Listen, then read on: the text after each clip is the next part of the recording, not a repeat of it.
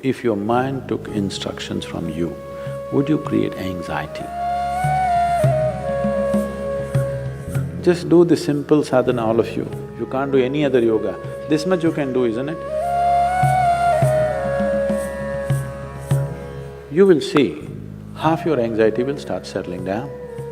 Because essentially the conflict is, there are two dimensions within you.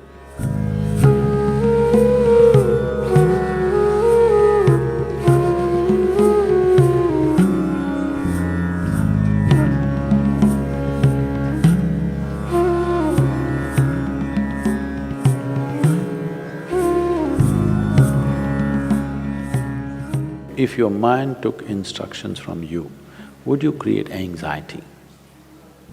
No. So don't look for answers elsewhere, elsewhere. It is just that your own physiology and your psychological patterns not taking instructions from you. So you said so many things, I try, whatever these big words are floating all over California particularly, about surrendering to it, about letting it go, about… Not for one person has such a thing worked, ever. Has it, I'm asking you? You have anxiety, try to let it go. Does it go? Even a damn flu doesn't go. Yes or no? Even a simple cold does not go, you say go, does it go? So, let's not get into this fanciful states of surrendering, these are all words thrown around. Nobody knows what is surrender. Because when it happens, you will not know it has happened. You can't do it, I surrendered. How's that possible?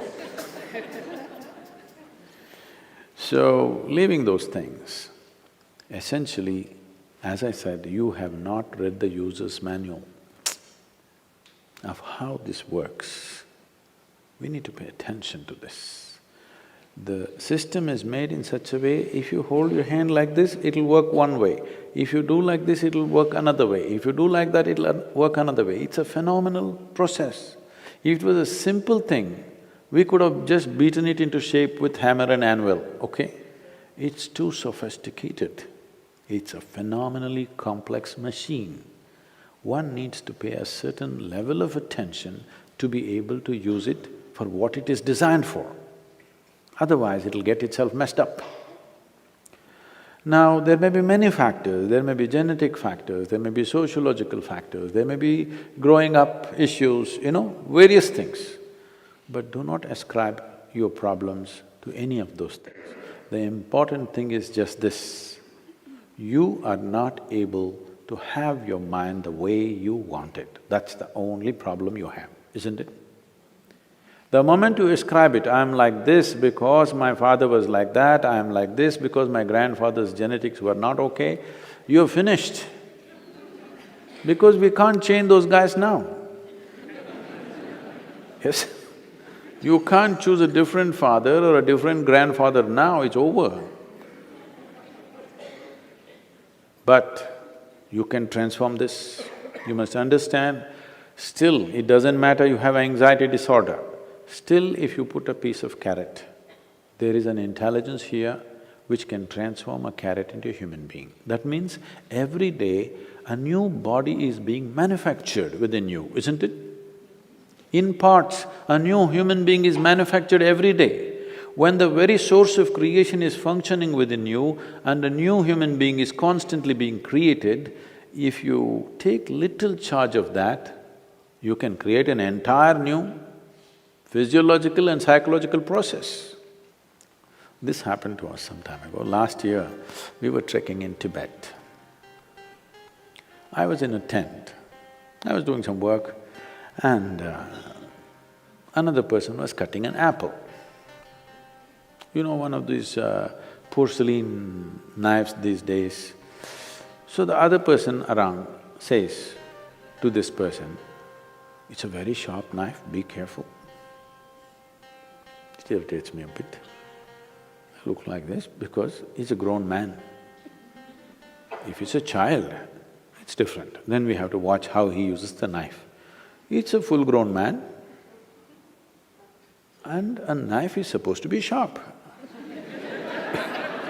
If it's not sharp, why do you call it a knife? So I ignored it and continued to work. In another 2 minutes, she says again, "It's a very sharp knife, be careful." I said, "Come on, he's a full-grown man, leave him alone, he knows how to use this knife. This stupid knife can't he handle?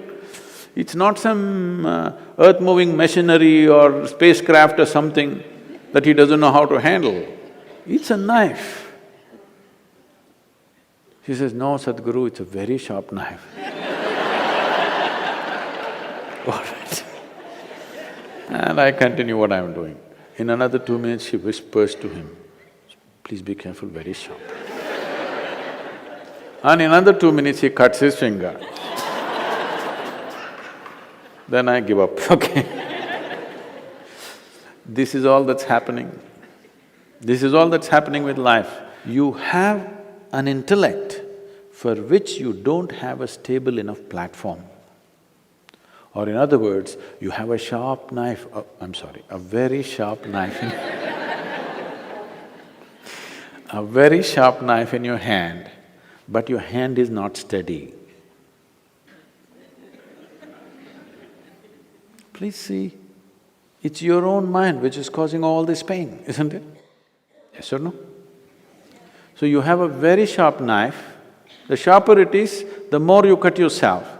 So we don't have to blunt the knife, we just have to have a steady hand, isn't it? Nothing has been done about that. People are trying to blunt the knife with all these sedatives and nonsense. What you take is to blunt the knife. Blunting the knife is not the answer, because if you lower the possibilities of who you are, everything will be okay. If you remove half of your brain, you will be quite peaceful. Because it takes some brain to cause anxiety. If we really remove half of your brain, you will be quite peaceful and you may even be happy, actually. Nothing bothers you. It'll be okay.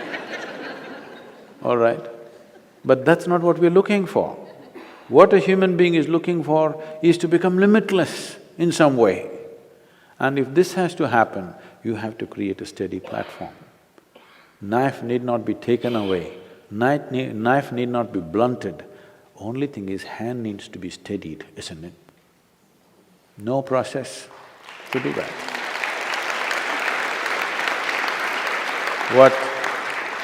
What inner engineering means, what yoga means is just this. When I say yoga, being in California, don't imagine all those impossible postures. Yoga does not mean postures, yoga means union, okay? The word yoga literally means union. This is the first form of union. Your right and left. This is called as Pingala and Ida in yoga, the masculine and the feminine within you. Just put it together, just do the simple sadhana, all of you. If you can't do any other yoga, this much you can do, isn't it? What you do is something that concerns your life. It could be the sun coming up. Sun is coming up. Without sun coming up, you wouldn't exist on this planet, isn't it? The warmth of life is going on within you only because the sun comes up. Without the tree exhaling oxygen and you exhaling carbon dioxide for it and this exchange happening, you wouldn't be alive, isn't it?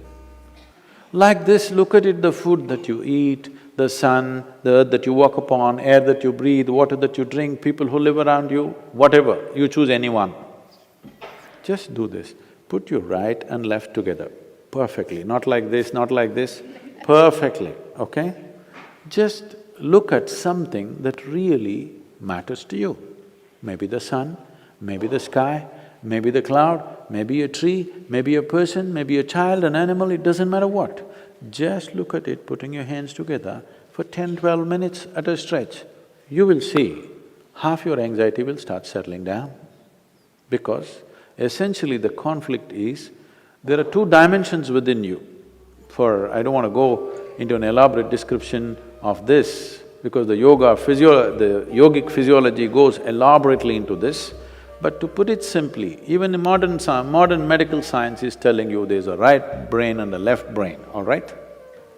Just put these two things together. look at with utmost love and appreciation towards something that matters to you. It could be your wife, it could be your husband, it could be your child, a tree, a dog, sky, sun, moon, whatever. Every one of them are vital for your life, isn't it so? Yes? Whatever you can relate to. Putting these two things together, just look at them with utmost pleasantness that you can generate, recognizing how important they are for you. Many things will change. This is the first form of yoga. If I do this, it'll become difficult. And there are many ways to do namaskar, like this, like that, like that. This is the most simple thing. Start here, okay